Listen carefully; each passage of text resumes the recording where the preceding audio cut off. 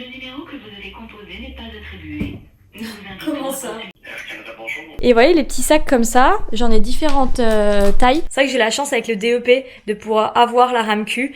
Mais par exemple, si vous venez au Canada avec un PVT, il me semble que vous n'avez pas droit à la RAMQ. Ah mais le lundi 11 c'est demain.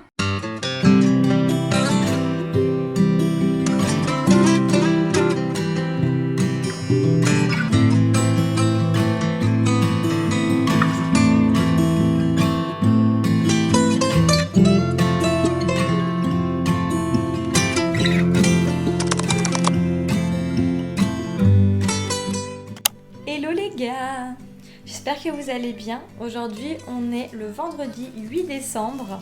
Mon départ pour Montréal se rapproche. Je pars le 16 janvier, donc dans à peu près 5 semaines. J'ai encore pas mal de petites choses à préparer avant de partir.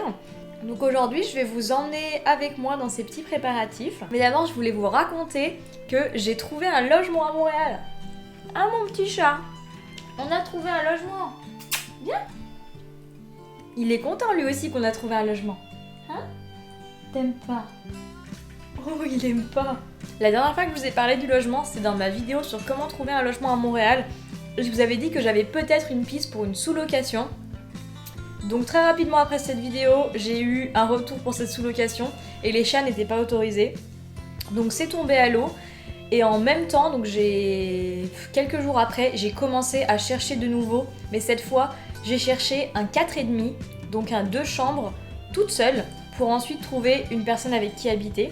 Je me suis dit qu'il fallait que je prenne les choses en main par moi-même et donc créer ma propre coloc en fait. Et très rapidement, j'ai trouvé un 4,5 qui était placé là où je voulais, à un prix dans mes prix, même si quand même assez cher, qui acceptait les chats. Et en plus, c'était 2 Françaises qui y habitaient avant, donc elles revendaient beaucoup de leurs meubles, elles vont laisser leur vaisselle. J'ai directement dit oui, après avoir appelé mes parents quand même, vérifier que c'était ok pour eux aussi, puisqu'ils vont payer mon loyer quand je serai à Montréal. Et j'ai donc dit oui avant d'avoir une coloc. Donc ensuite est venu un petit peu de stress pendant quelques semaines, puisque j'allais signer un bail toute seule sur un appartement pour 2. Et ensuite j'ai mis des messages sur tous les groupes de logement de Montréal à peu près. Et j'ai eu des retours, j'ai fait des appels et j'ai trouvé ma future coloc. En plus, ma future coloc a elle aussi un chat. Donc Uno, il va avoir une petite copine. T'es content? Je pense qu'il va être content, parce que j'ai l'impression que des fois il s'ennuie un peu ici.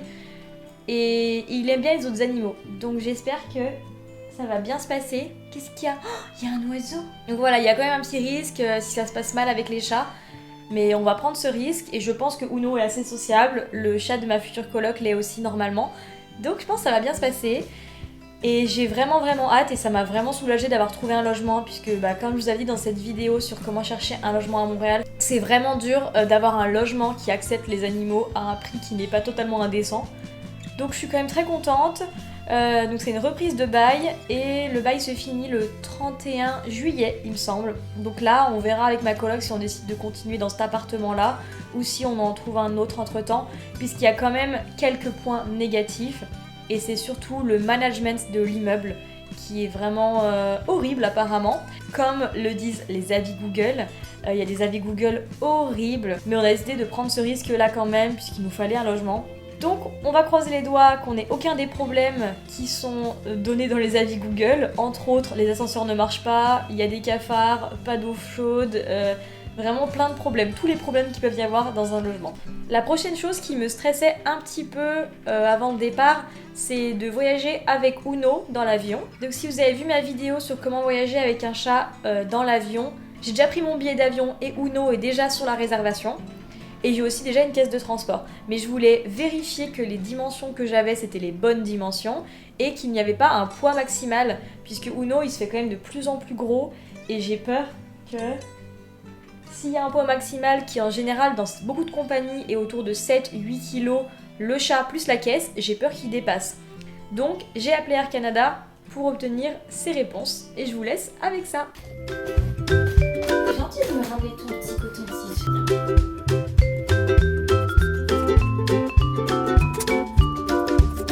Ok, donc Air Canada, comment je les contacte?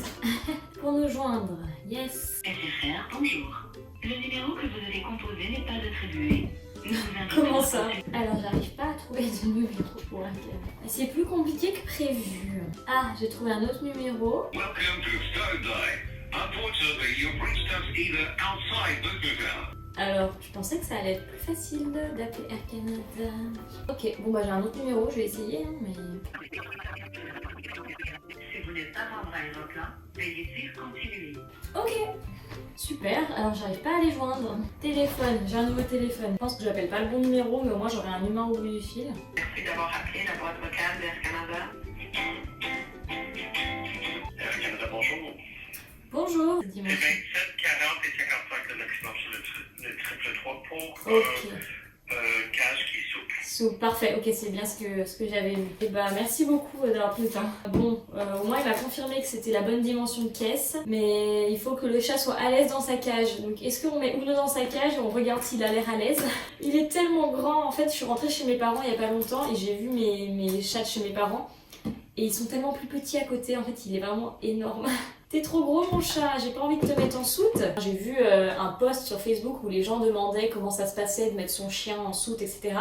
Et il y avait beaucoup de commentaires de retours d'expérience sur des personnes qui avaient mis leur chien en soute. Et vraiment c'était horrible, il y avait des retours d'expérience où ils disaient que pendant qu'ils étaient à la douane pour faire leur permis d'études, etc., ils avaient laissé leur chien près des bagages pendant genre des heures et personne s'occupait de lui. Je me vois vraiment pas laisser Uno comme ça tout seul près des bagages dans sa petite cage. Oh là là. Le pauvre. Et en plus ça va me coûter 3 fois plus cher. Donc bon, on va mettre Uno dans la caisse, on va regarder.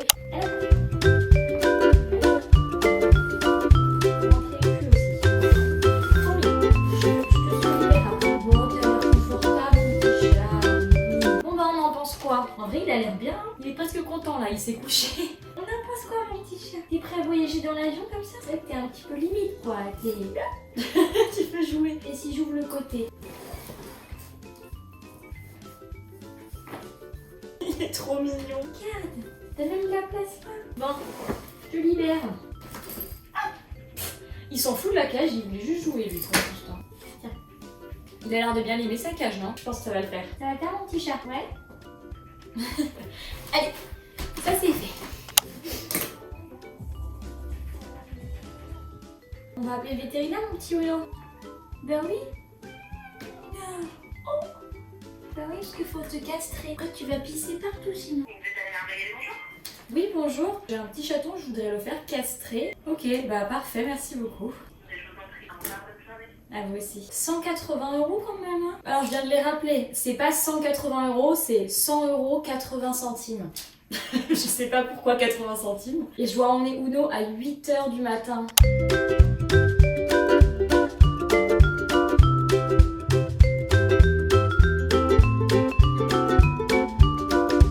Bon, bah Air Canada c'était un peu plus compliqué que je pensais. Je pensais que j'allais avoir un petit numéro de téléphone, que j'allais appeler, j'allais avoir toutes les informations que je voulais. C'était un petit peu plus flou que ça. Mais bon, au moins maintenant on est sûr que les dimensions c'est les bonnes pour l'avion dans lequel je vais. Ça c'était quand même le plus important. Et qu'il n'y a pas de poids maximal avec Air Canada pour les animaux. C'est bon à savoir pour mon petit Uno qui est quand même sacrément fat. Sur le site de Air Canada, ils disent que normalement votre animal doit pouvoir se lever, se déplacer, se tourner facilement, etc. Moi, clairement, Uno ne pourra pas se lever complètement dans la caisse, ou en tout cas, il touchera le plafond. Donc, j'espère que ça posera pas de problème. Le gars au téléphone m'a dit que faut surtout que l'animal ait l'air d'être confortable et de pas avoir l'air mal dans l'avion. En fait, c'est pour ça qu'il pourrait le refuser. Clairement, la vidéo, Uno a l'air très bien. Donc, on va dire que c'est bon. J'ai mal au bras, j'ai changé de bras. En tout cas, voilà, c'est ça pour Air Canada. Et ah oui, je voulais vous montrer, j'ai commencé un petit peu à réfléchir à ma valise parce que je veux vraiment m'y prendre à l'avance pour pas être stressée, parce que je sens qu'à la fin ça va être le rush et plein de choses que j'ai besoin de faire avant de partir. Et donc j'ai acheté des petits sacs, vous savez les sacs où on aspire, et les sacs sous vide en fait pour mettre les vêtements à l'intérieur. Et j'ai fait un petit test, donc je vais vous montrer ça. Je vais vous montrer ça où j'ai fait comme si je faisais ma valise presque pour voir si les choses rentraient. Donc là c'est l'état de mes valises actuellement. Donc j'en ai deux. Il y en a une, c'est une grosse valise avec une coque rigide, et là c'est aussi une grosse valise mais que j'avais acheté vraiment pas cher. C'était pour quand je revenais du Canada pour ramener toutes mes affaires d'hiver. Et vous voyez les petits sacs comme ça, j'en ai différentes tailles, mais là j'ai pu en mettre 3 dans un côté de ma valise, donc j'ai vraiment pas mal de mes vêtements à l'intérieur.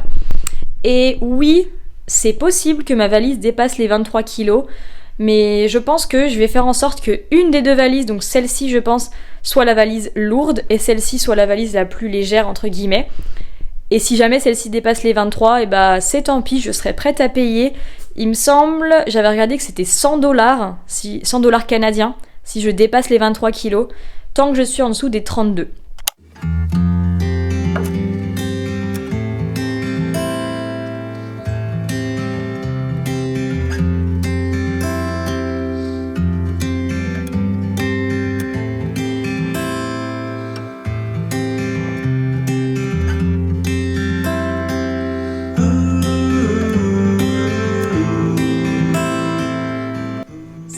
Pas du tout si je l'emmène avec moi à Montréal.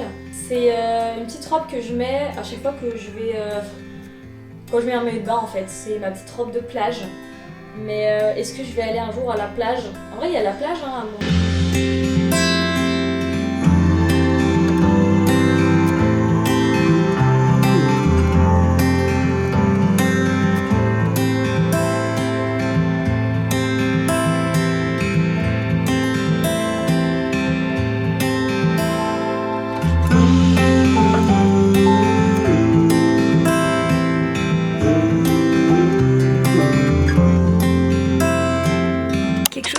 Pas encore parlé qui peut vous intéresser si vous aussi vous partez au Canada, c'est au niveau de l'assurance. Donc moi comme je pars au Canada faire un diplôme d'études professionnalisant, j'ai le droit à la RAMQ si je suis associée à la Sécurité sociale française. Donc pour ça, il faut remplir un formulaire, l'envoyer à la Sécu française et qui vous le renvoie signé. Et une fois que vous arrivez au Canada, vous pouvez envoyer ce formulaire à la RAMQ qui ensuite vous enverra votre carte de RAMQ. Mais donc pour ça, il y a un délai de 1 à 2 mois une fois que vous arrivez au Canada avant de recevoir la carte de la RAMQ.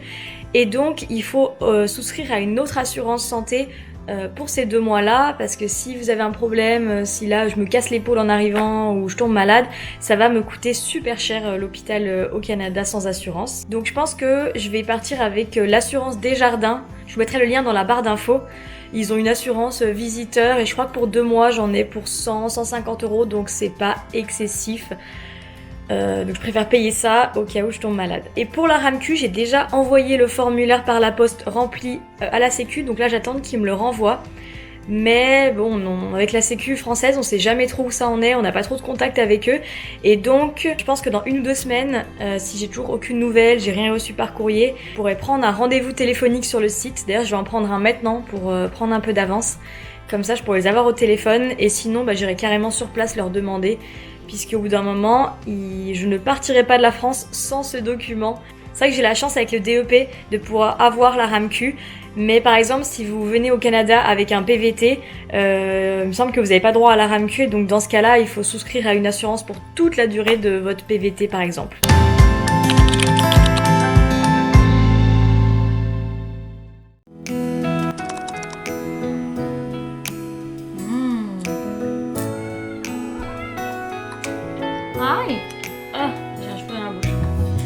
Alors le lave-linge est fini. Donc autre chose que je dois faire avant de partir, c'est prendre... Bonjour le chat. C'est prendre un petit rendez-vous chez le vétérinaire. Non, ça je l'ai déjà fait, je dis n'importe quoi. C'est prendre un petit rendez-vous chez l'ostéo et chez le dentiste. Petite aparté comme ça, je suis en train de tester une nouvelle caméra que mon père m'a donnée, qu'il avait dans son placard, qu'il n'utilisait pas. Et regardez, ça me suit. C'est fou non? Genre là, elle est juste posée sur mon ordi et elle me suit. Aparté fini, je prends mon rendez-vous. On va regarder le dentiste. Hop, dentiste, j'en ai pas spécialement un qui me suit, donc je pense que je vais aller à celui qui sera le plus proche de chez moi. J'ai pris rendez-vous le mardi 9 janvier à midi. On va ajouter ça à mon agenda. On va avoir une dent toute propre. Enfin moi, pas toi. Hey, mais toi aussi tu vas avoir ta petite visite de contrôle cette semaine-là. Parfait. Ah on a le lundi. Ah mais le lundi 11 c'est demain. Sinon on a le lundi 10. Ah il n'y a que les lundis et les samedis. Nickel, j'ai rendez-vous chez l'ostéo à côté de chez moi demain, lundi 11 décembre. Ostéo, dentiste, coiffeur, j'ai déjà pris rendez-vous. J'ai aussi rendez-vous chez le coiffeur avant de partir. Et je crois qu'on est bon.